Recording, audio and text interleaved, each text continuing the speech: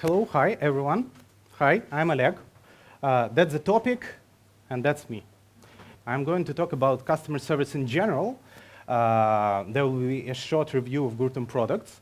Rostislav has already mentioned a few words about our company. I will give you more information.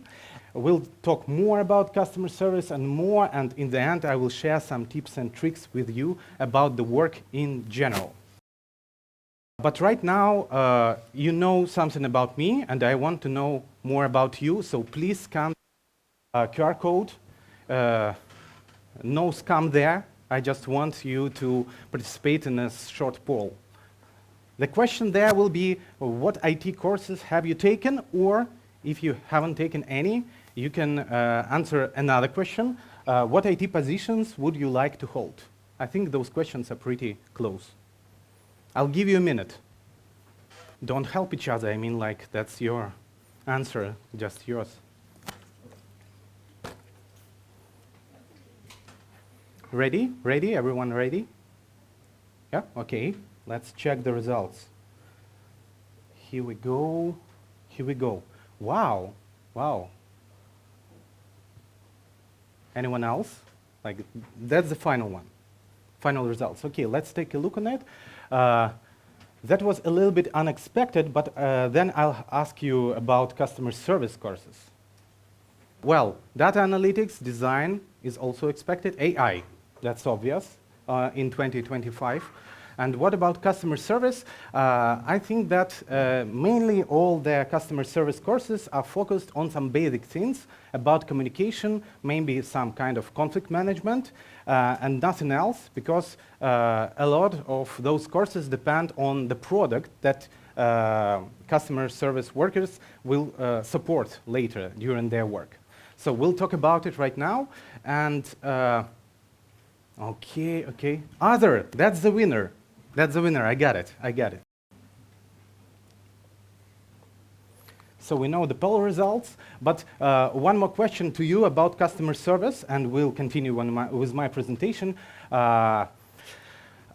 No, this question is like, I feel it in your mind because not so many people were choosing customer service courses, the main part were choosing other things. So what is the reason for you to listen to me and learn more about customer service? I understand it, and that's why I decided to provide you several answers right here. So first of all, if you don't know anything about customer service, well, I'll try to make this topic interesting to you, and maybe you or your friends will still like to work here, maybe even in our company. That's the first answer.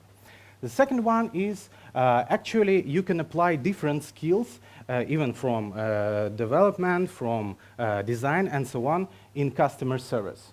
The third reason, if you don't have those hard skills, no worries. In that case, you can grow up in customer service, and you can make those skills better during your work here in customer service. And well, even if you don't plan to work in customer service, in that case, it is always interesting and useful to know a little bit more about other departments. So you will focus on your job better, and you will make your work better. And well, this story about customer service will help me to tell you more about our products. That's my aim for this presentation. Yes. So here are the answers. I hope it will convince you. But anyway, I've heard a lot that talking about IT, customer service is recognized like this. It's some kind of a jump ramp that will help you to get to programming, to machine learning, and so on and so on. Well, actually, it's a normal way to do your career in IT, but I've got another idea for you. So the idea is that you can take all those skills that you have and use it in customer service. I feel all the enthusiasm from you. Yes, but I will try to convince you in that idea. Yes, so the final question before we proceed is, what does a typical day in customer service look like? What do you think? Like, is it fun or boring? What are we usually doing? Any ideas? Okay. If you work with customers, Yep. you're in touch with them, it should be fun like every day, like So you think customers are fun working with them? You deal with people, you see a lot of people, like different mindsets, different issues. You are such a positive guy, I like it. People are so awesome. Well, actually they are. I mean, they are, but not all the time. That's how you have to be if you work in customer service. Okay, okay. Well, any other ideas? Yes. When people approach customer service, usually they already have a problem. So, Mm-hmm. their first contact with you is already tense in a way, So, Yes, they already hate you. yeah. Yes. So, yeah, I would say pretty much. Okay, okay. The opposite view, like Yes. all the people are good, all the people are bad. Any other opinions? Like, yeah. Well, sometimes you could say that the company which you represent is also bad, because Not our case, but please continue. often you are being pushed the idea that something doesn't work. So you have to be resilient and strong-minded about what solution you are providing Mm-hmm. and how to keep the best possible outcome in the situation for the company and for the client. Yeah, yeah. So we've got a positive view on the situation, negative, and something in the middle. Yeah, that's a good answer. Thank you, thank you. And the last answer was all about the solution. Like you need to be like the advocate for the company in the eyes of a customer, and vice versa. The advocate of a customer in the eyes of the company. Yeah. Well. That's what we actually do, but a lot of it depends on a solution that we are trying to support. And that's the moment when I want to tell you a little bit more about the solutions that we have in our company.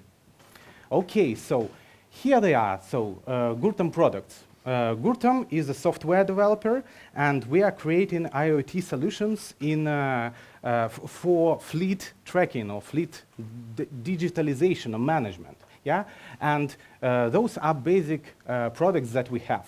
The first one is Vialon. It's our flagship solution, and it's all about the telematics. It allows you to control any object using trackers and sensors. The second product is Flaspy, and it's a backend platform for developers.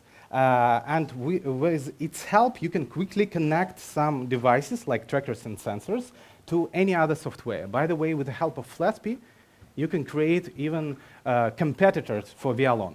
That's okay for us. Anyway, you are using one of our products. Yeah?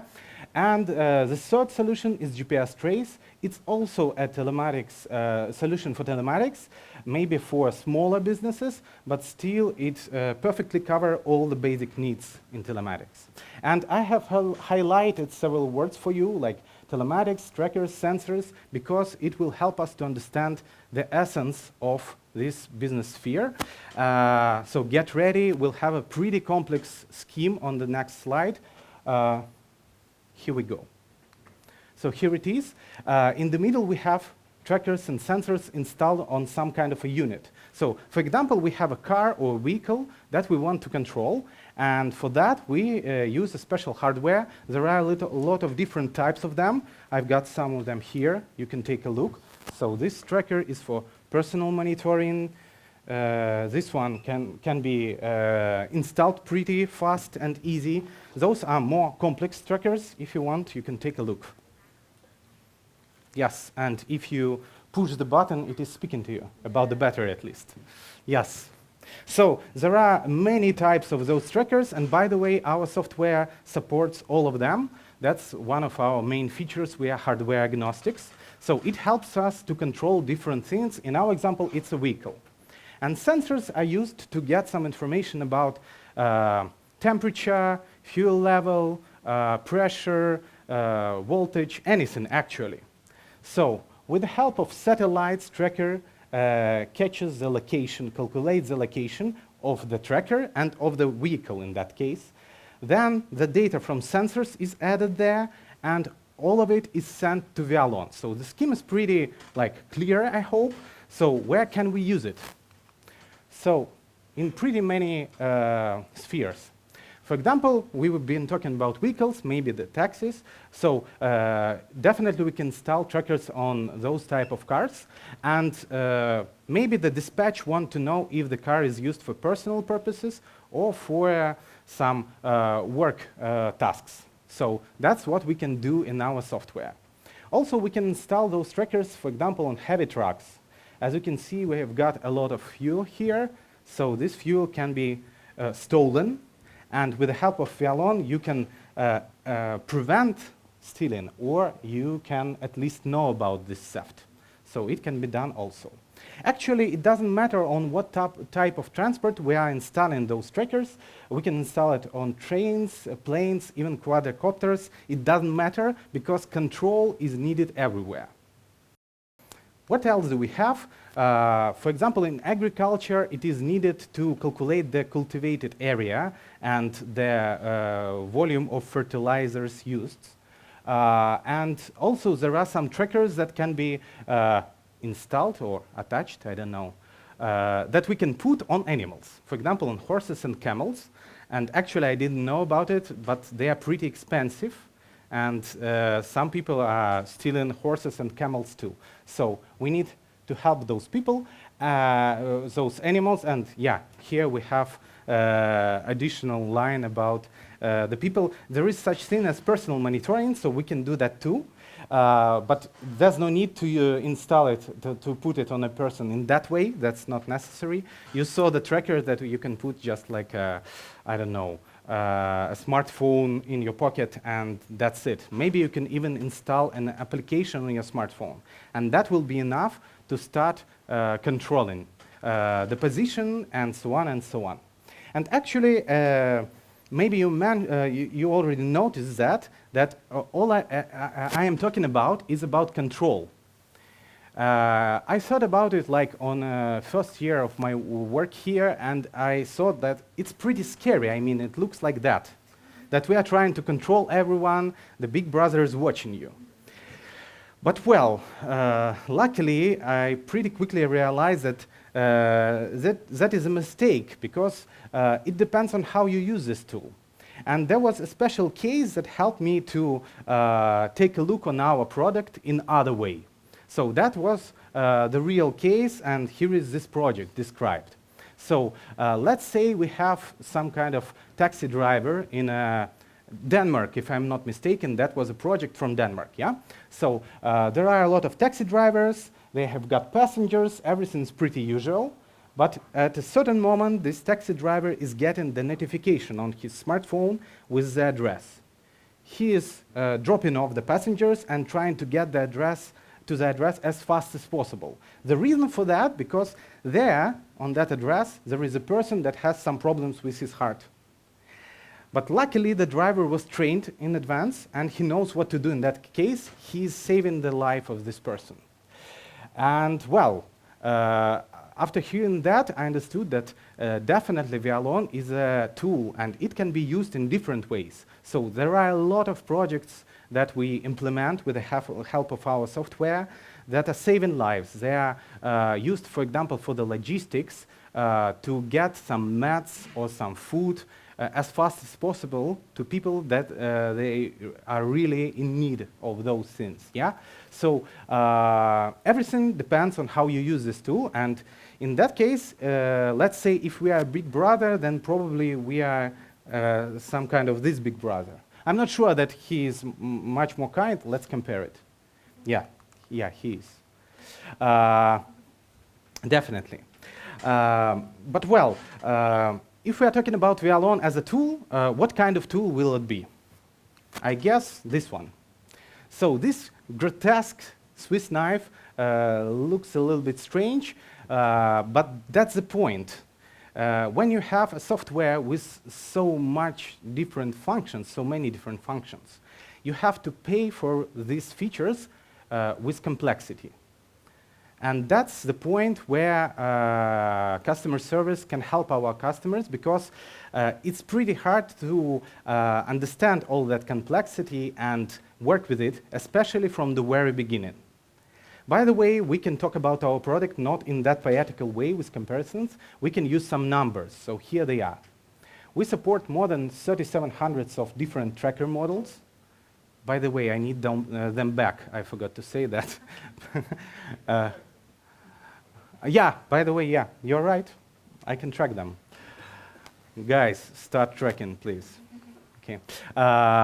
Let's continue. So we've got 27 types of sensors. I mean, like, definitely there are more of them, but that's the number that we have in our software, like generalized number.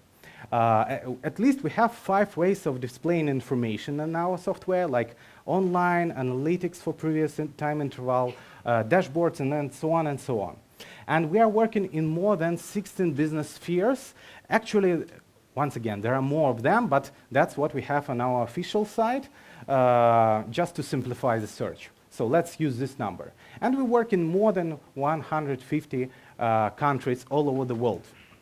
So the final number of use cases that we have is pretty big. It's pretty big. And that's the use cases that customer service workers should keep in their mind to work good every day.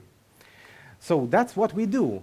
Among all the possible solutions, we are trying to find the best way how to get from the requirements to the solution. Well, and for that, we follow 3 pretty simple case steps. At least that's how you can think about them from the beginning, yeah? So we detect client needs, we find the optimal solution, and then we explain the solution in a clear way. When I started working in customer service, I thought that the second one is the hardest. I mean, like, I don't know this software yet, I don't know the solution. And that's the main problem. But actually, all of them are important. I know it sounds strange, but this is how it works. If you haven't detected client's need properly, then all other steps are pointless. And if you found the solution, but then you explained it in the wrong way, actually the result will be the same as if you didn't find any solution at all. Yeah? And those are the key steps that we're using every day, but what do we actually do? We do the following. We answer tickets via email 24/7. We conduct demonstrations, we help implement projects, we provide trainings, certifications, and we create those training materials and courses to use in our work, for example, in those training sessions and so on. So that's what we do, and I really like it. That's why I'm here for 11 years. Yeah. And I want to get more people, like maybe you feel this enthusiasm from me.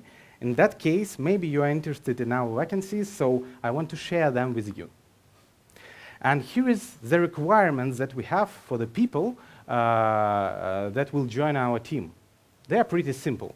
The first one, we expect you to think analytically and like puzzles. And I think that if you have already passed some courses, IT courses, then most likely this point is clear for you and you are ready to continue with the next one. You should like to learn new things. I mean, like, even after 11 years, I'm still learning. We've got pretty much different algorithms, like 700 of documentation. So there are things to learn every day. The next point, you like to help people, and you should be patient. That's what we were talking about in the very beginning. Actually, it's pretty hard to combine those things, especially when the person that you are talking to is in a stress. And well, there are different reasons for that stress. For example, that can be just a bad day for this customer. He's in a bad mood. Or maybe there is a real stressful situation, some problem that should be solved ASAP, yeah? In that case, we should also try to understand those people, try to wear their boots, yeah. And finally, we got for the only hard skill that I'm expecting from you if you are joining our team. The only hard skill here is knowing foreign languages, for example, French, Portuguese, Spanish, or Russian, because we work all over the world and people all over the world need our support. So we need to know their languages. And the final one you don't plan to work in customer service just for 1 year and then move to some other team. I understand that it's pretty okay to do that, but still I expect you to spend some more time with us because we are investing a lot of time into training of newcomers. So my example with 11 years maybe is just too much, but still, please stay with us for a longer time. Yeah, that's it. And before I go, I want to share some working tips and tricks with you. So here they are. Working is a separate skill, and that's not an obvious thing. I'm pretty sure that you won't get a working skill anywhere in any institution, educational institution, because it means like following company rules, meeting deadlines. That's about how you behave during the meetings and so on. So all that stuff you can get only from a real practice. So don't worry about it, but your first job, I guess, it will be pretty hard because of that idea. Working is a separate skill. The second one, soft skills are more important than hard skills. Okay, maybe it's strange too, but that's what I mean.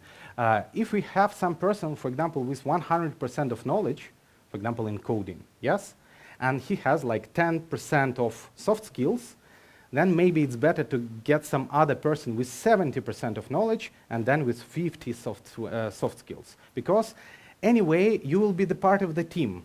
You will be communicated with by other people. So definitely soft skills are more important. And by the way, hard skills are easier to get. The third idea is if you work in a product company, you should spend some time to know the product. The idea here is the following. Even if you don't sell the product, if you don't support it, still you will do any type of your job in a product company much better if you know the product. So please pay attention to that if that's the company that you are going to work in. And finally, that's my prediction. AI won't replace you anytime soon.